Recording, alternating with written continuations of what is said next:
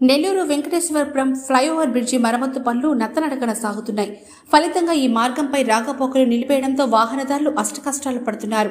2 నెలల క్రితం బ్రిడ్జి మధ్యలో స్లాబ్ కూలి గుంట ఏర్పడింది. కింద రైల్వే లైన్ ఉండడంతో అధికారులు రాకపోకలను నిలిపివేశారు. టీ ఆకారంలో ఉండే ఈ బ్రిడ్జిపై బుచ్చి, కోవూరు ప్రాంతాల నుంచి నిత్యం వందలాది వాహనాలు రాకపోకలు సాగిస్తుంటాయి. ప్రస్తుతం బ్రిడ్జిపై ఏర్పడిన గుంట కారణంగా రాకపోకలు నిలిపేయడంతో ట్రాఫిక్ కు తీవ్ర అంతరాయం ఏర్పడింది. కోవూరు, ముంబై జాతీయ రహదారి నుంచి నెల్లూరు నగరానికి రాకపోకలు సాగించే వాహనదారులు తీవ్ర ఇబ్బందులు ఎదుర్కొంటున్నారు. నెల్లూరు నుంచి వచ్చే వాహనాలను బడుగుపాడు వైపు, బుచ్చి నుంచి వచ్చే వాహనాలను కోవూరు వైపు మళ్లించడంతో 4-5 కిలోమీటర్లు అదనంగా ప్రయాణించాల్సి వస్తుందని వాహనదారులు ఆవేదన వ్యక్తం చేస్తున్నారు. గతంలో కూడా ఈ ప్రాంతంలోనే బ్రిడ్జిపై గుంట పడితే వెంటనే మరమ్మతులు చేయించిన అధికారులు ఇప్పుడు ఎందుకు పట్టించుకోవడం లేదని స్థానికులు ప్రశ్నించారు. ఇప్పటికైనా మరమ్మతు పనులు పూర్తి చేసి రాకపోకలు పునరుద్ధరించాలని వారు కోరుతున్నారు.